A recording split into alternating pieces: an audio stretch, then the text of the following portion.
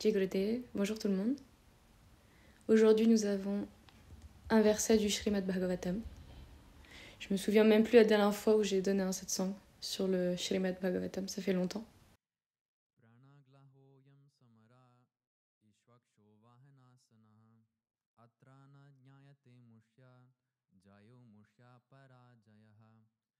Ce verset est tiré du 6e canto, chapitre 12, verset 17. Et regardons sa traduction. Ô mon ennemi, considère cette bataille comme un pari où nos vies sont en jeu. Les flèches sont les dés et les animaux qui servent de transporteurs sont le plateau de jeu. Personne ne peut savoir qui sera vaincu et qui sera victorieux. Tout dépend de la providence. Ces paroles sont prononcées par Vritasura, qui s'adresse à Indra. Et il y a toute une histoire qui a mené à cette bataille. Pour résumer très brièvement, Indra était autrefois très orgueilleux. Et son gourou, Brihaspati, l'a remarqué et lui a retiré sa bénédiction, pour ainsi dire. Donc les Devas ont été très affectés par cela. Ils ont perdu toute leur force et les Asuras ont alors pu les attaquer très facilement. Les Asuras sont comme les démons et les Devas sont censés être les gentils. Et il y a donc toute une histoire derrière tout cela. Ensuite, les Devas voulaient les os d'un sage particulier pour fabriquer une arme très puissante, ce qu'ils ont fait. De leur côté, les Asuras ont accompli un yagna afin d'invoquer un être pour manifester un être qui aurait la force de tuer Indra. Il y avait juste un petit problème, car le prêtre avait mal prononcé un mot pendant le yagna. Et au lieu d'invoquer un démon qui tuerait en fait Indra, il a invoqué un démon qui serait tué par Indra. Donc, chaque fois que vous chantez quelque chose, assurez-vous de le prononcer correctement. Non, mais sur le chemin de la bhakti, c'est bien d'essayer, mais ce n'est pas le plus important. Guruji a dit que même si vous chantez un mantra, même si vous chantez les prières ici, peu importe, ce n'est pas vraiment une question de prononciation. Ce n'est pas vraiment une question de justesse technique. Guruji dit qu'il y a tant de chanteurs qui chantent si bien, mais que c'est vide. Et puis il y a tant de gens, quelque part, dans les rues, en Inde, dans une petite ville, mais pourtant, il y a tant d'amour dans leur voix. Mais ici, ce n'est pas la voix de la bhakti, on pourrait dire que c'est la voix de... c'était pas vraiment pour la bhakti, ils essayaient de créer un monstre qui tuerait Indra. Bref, il y a toute une histoire derrière tout ça, mais je ne veux pas passer trop de temps à en parler. Finalement, il y a cette grande bataille entre Indra et Vritasura, et il y a aussi une histoire derrière tout ça, tout comme dans les Puranas, dans le Mahabharata. Il y a toujours des histoires derrière les histoires, et des histoires derrière les histoires, et des histoires derrière les histoires. Ceux qui sont intéressés peuvent les lire. Mais rapidement, Vritasura avait la forme d'un démon, d'un asura, mais en réalité, c'était un grand dévot. Alors, quel est le thème dont je voudrais parler ici? Il dit « Ô mon ennemi, considère cette bataille comme un pari dans lequel nos vies sont en jeu, les flèches sont... » Donc en fait, il affronte son ennemi sans aucune crainte. Il regarde droit dans les yeux de ses ennemis, son ennemi, Indra, et il dit simplement « Allons-y, je n'ai pas peur. Quoi qu'il arrive, arrivera. Celui qui sera victorieux, mais engageons-nous simplement dans la bataille. » C'était donc un grand héros, c'était un grand guerrier, non seulement pour cela, mais aussi pour son courage. Et dernièrement, dans des conversations avec des dévots, en réfléchissant notamment à ma propre vie, au satsang et aux tweets de Guruji, j'ai remarqué un thème très intéressant, à savoir celui de la peur. Guruji en parle beaucoup. Vous l'avez peut-être remarqué ou peut-être pas, mais il en parle beaucoup. Et il dit à quel point la peur est un obstacle sur notre chemin spirituel. Habituellement, lorsque nous pensons au chemin spirituel et à ce qui nous en empêche, nous pensons à l'orgueil, on pense à l'ego, au désir, nous pensons à l'attachement. Mais Guruji dit que la peur vous empêche vraiment d'avancer sur votre chemin. Il y a même un tweet où il dit... Attendez, où est-ce qu'il le dit? J'ai tellement de tweets ici. Il le dit quelque part. Mais il dit aussi dans un tweet qu'il y a essentiellement deux émotions, l'amour et la peur. Si l'on résume toutes les émotions que nous ressentons, Guruji dit qu'il y en a essentiellement deux, l'amour et la peur. Et on peut dire que toutes les qualités positives ou les émotions positives découlent de l'amour et que celles qui sont négatives découlent de la peur.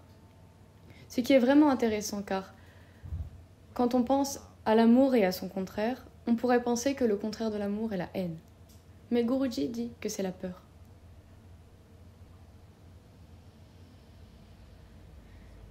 Et un jour, une enquête a été menée dans laquelle on a demandé aux gens quelle était leur plus grande peur. Devinez quelle était la réponse numéro 1 ? Oui, parler en public, exactement. Guruji a publié un tweet directement lié à ce sujet, dans lequel il parle des différentes peurs et de leur impact sur notre vie. Donc, il mentionne essentiellement 4 peurs différentes qui prédominent. La peur de perdre son identité, la peur d'être rejeté par la société, la peur de la mort, la peur de l'inconnu. Parmi toutes ces peurs, la peur de perdre son identité est la plus grande. La peur de perdre son identité est pire que la peur de la mort. C'est pourquoi nous sommes si protecteurs envers notre ego.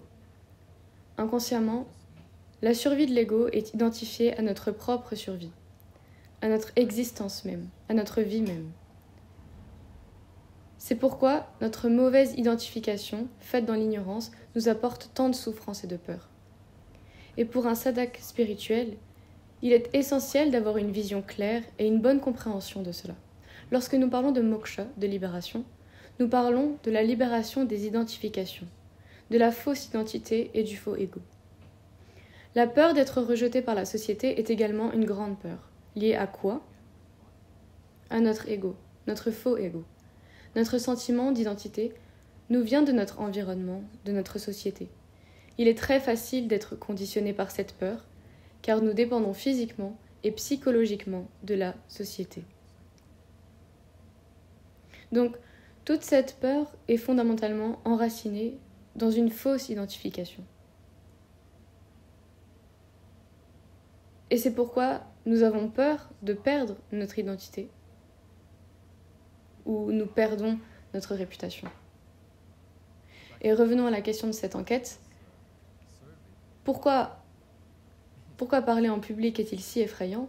Parce que vous risquez de perdre votre réputation. Vous perdez votre identité en quelque sorte, ce que les gens pensent de vous, mais vous devez vivre. Et dans la mort, d'accord, vous mourrez, mais vous n'êtes plus là désormais.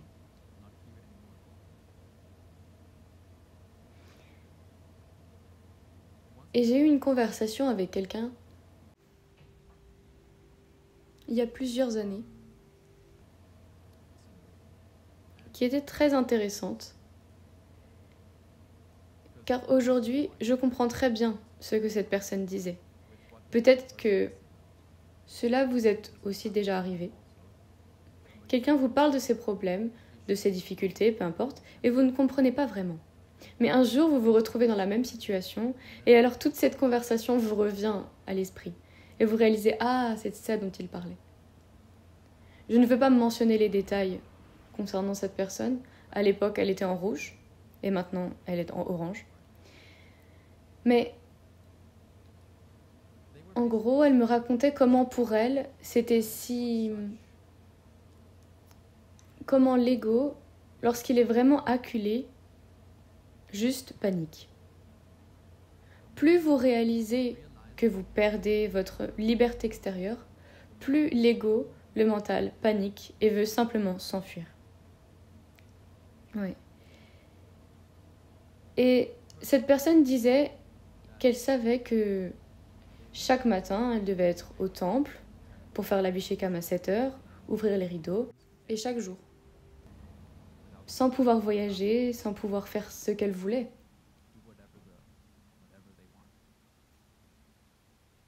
Et cette personne disait à quel point c'était difficile. Bien sûr, pas physiquement. Il n'y a rien. Vous savez, notre vie spirituelle n'est pas très difficile physiquement. À moins d'avoir un seva très lourd. Mais pour la plupart d'entre nous, ce n'est pas une question physique.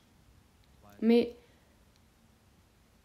lorsque vous réalisez que vous perdez votre liberté extérieure, cela peut créer un tel bouleversement à l'intérieur. Parce que nous sommes tellement attachés à toute la liberté apparente que nous avons. S'il y a une chose à laquelle les gens accordent de la valeur, c'est bien la liberté. Personne ne veut renoncer à la liberté. Mais bien sûr, sur le chemin spirituel, vous avez une compréhension différente de ce qu'est la vraie liberté.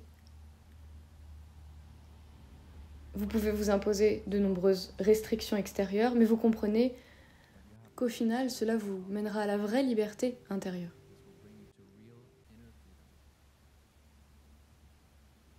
Parce que la vraie liberté, ce n'est pas de pouvoir voyager n'importe où ou faire tout ce que je veux, parce que j'ai beaucoup d'argent et que je peux faire ce que je veux. Je peux être n'importe où dans le monde, à tout moment, aussi longtemps que je le souhaite. C'est ainsi que les gens comprennent la liberté. Et la conception de la liberté pour les gens n'est pas « je dois être sur l'autel tous les matins à 7 heures pour ouvrir les rideaux ». Personne ne conçoit ainsi la liberté dans le monde. Et donc cette personne me racontait à quel point c'était difficile pour elle à l'époque. Et à l'époque, je ne vivais pas dans un ashram, je n'étais même pas brahmachari, rien de tout ça. J'écoutais cette personne, mais je ne pouvais pas vraiment comprendre. Mais finalement, vous vous retrouvez dans une situation où une partie de vous peut s'identifier à cela. Mais pourquoi ce sentiment est-il là? À cause de la peur. À cause de la peur de perdre quelque chose de très précieux. Et c'est une autre sorte de peur que nous avons. Nous avons quelque chose de très beau, que ce soit quelque chose d'extérieur ou d'intérieur, et nous avons peur de le perdre. Nous avons beaucoup de dévotion, nous ressentons beaucoup de bhav envers Guruji, envers notre déité. Et au lieu d'en profiter et d'approfondir cela, nous avons peur de le perdre. Oh, et si mon mental se mettait en marche? Et si mon ego se mettait en marche? Et si tous les samskaras refaisaient surface? Et si des épreuves se présentaient? Et si ceci? Et si cela? Et donc, même si quelque chose de si beau se produit dans votre vie, intérieurement ou extérieurement, nous avons peur de le perdre. Et par cette peur, nous gâchons l'expérience. Un autre aspect de la peur est ce que l'on pourrait appeler la paralysie de la peur. Beaucoup de gens ont du mal à prendre des décisions parce qu'ils ne veulent pas prendre la mauvaise décision. La peur de prendre la mauvaise décision est une peur très grande pour beaucoup de gens. Et donc, au lieu de choisir simplement A ou B, ou A, B, C, D ou E, quelles que soient les options, vous ne choisissez rien. Vous ne faites donc aucun choix, mais au moins vous ne faites pas le mauvais choix. Mais aussi, en choisissant de ne pas faire de choix, cela constitue en soi un choix, c'est une décision. Et là aussi, c'est un exemple clair où la peur nous empêche vraiment d'avancer. Au lieu de décider d'aller de l'avant dans une certaine direction, que ce soit la bonne direction ou non, vous verrez, mais au moins d'avancer. Nous avons tendance à rester au même endroit et à ne pas bouger. parce que c'est plus confortable et que cela nous évite d'avoir peur et de prendre la mauvaise décision. Il y a une belle citation de Guruji dans le Narada Bhakti Sutra. Lorsque la peur prend le dessus, vous arrêtez de grandir dans votre spiritualité. On a vu cela tellement de fois. Les gens pratiquent, puis ils commencent à avoir peur. Oh, est-ce que je pratique correctement ? Au lieu de pratiquer simplement pour le plaisir de pratiquer, ils s'accrochent à leur peur, ils s'accrochent à leurs propres désirs. Si je m'engage dans cette voie, vais-je prospérer ? Aurai-je assez d'argent pour faire tout ce que je veux faire ? Je veux voyager, je veux manger de la bonne nourriture, je veux aller dans un bel hôtel, je veux avoir tout ce que je veux. Alors peut-être que plus tard, nous pourrons y réfléchir. Si je m'engage dans la pratique dévotionnelle, aurai-je tout cela ? Alors nous devenons craintifs ? Non, vous arrêtez votre propre croissance spirituelle par tous ces désirs. Je ne vous demande pas de lever la main pour que vous puissiez vous identifier ou non, mais je pense que c'est quelque chose que presque tout le monde traverse à sa manière, sur son chemin. Et si je m'engage, qu'est-ce que je perdrais ? Et si je m'engageais trop ? C'est là tout le paradoxe. En fin de compte, l'âme aspire à la libération, ce qui signifie être libre de tout et de tout ce qui est matériel. Et pourtant, nous avons tellement peur de faire exactement cela. Nous avons tellement peur de renoncer aux choses extérieures, aux choses matérielles, ou à l'attachement à celles-ci. Il ne s'agit pas de la chose extérieure, de prendre littéralement quelque chose et de le mettre de côté, mais bien sûr de se débarrasser de l'attachement à cette chose, à cette personne, à cet endroit, à cet objet, quoi que ce soit. Il y a un autre tweet de Guruji qui est vraiment magnifique. La peur est vraiment le contraire de l'amour. Lorsque vous avez peur, vous perdez tout souvenir de la bonté, de la confiance, de la présence éternelle et aimante du Sadguru. Vous oubliez qu'il existe quelqu'un de puissant qui veille à tous vos besoins, qui ne vous quitte jamais, qui attend avec impatience que vous vous tourniez vers lui, et même lorsque vous ne le faites pas, il vous rappelle continuellement son amour pour vous. Et finalement, sur le chemin, nous devons simplement arriver à réaliser que les choses vraiment précieuses, nous ne pouvons pas les perdre. La relation avec Dieu, le fait que notre âme est Satchidananda, toutes ces choses, nous ne pouvons pas les perdre. La grâce que Guruji nous a donnée,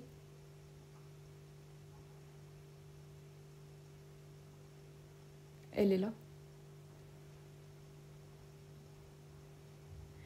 Les pieds du Sadguru dissipent toutes les peurs. Comment ? Parce que nous réalisons notre vraie nature, notre éternité en tant qu'âme. Que peut-on faire à l'âme contre sa volonté ? Rien. Elle décide de tout avec le Sadguru. Elle passe d'une vie à l'autre, et à chaque instant entre les deux, avec la certitude qu'elle veut apprendre à aimer complètement et inconditionnellement. Avec les conseils du gourou, l'âme choisit le programme de vie qui l'aidera à se libérer de ses chaînes et à apprendre des leçons importantes. Souvent, ces leçons sont accompagnées de souffrances, car c'est la seule façon pour nous inciter à changer. Pourtant, lorsque nous venons ici et que nous oublions notre nature éternelle, nous devenons craintifs face à la souffrance et aux autres situations désagréables de la vie. Nous oublions de voir la bénédiction cachée dans ces moments. Nous oublions de voir la présence du Sadguru qui brille encore plus fort dans ces moments-là. Pourtant, si nous apprenons à transformer notre peur en ouverture à l'amour et à la protection inconditionnelle et constante du Gourou, les miracles s'offrent à nous. Ce choix nous est toujours ouvert. Lequel choisirez-vous ? Au-delà de la peur se trouve le pays verdoyant de l'amour, rempli de fleurs et de joie et du chant des oiseaux du bonheur suprême, où vous n'êtes jamais seul et où votre bien-aimé vous attend. Juste avant de conclure, c'est aussi une autre peur que beaucoup de gens ont. La peur d'être seul.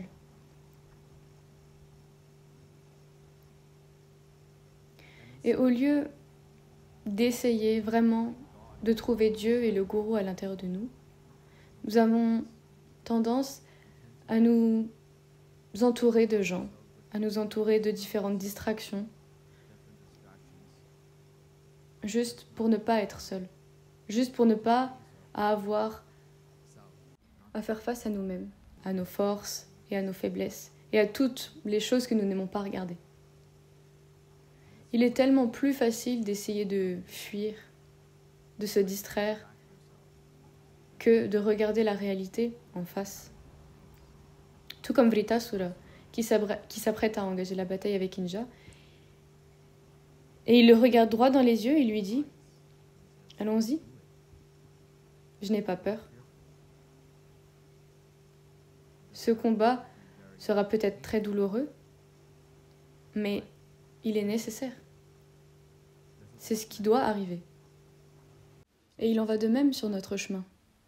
Nous devons traverser certaines épreuves qui ne sont pas très agréables,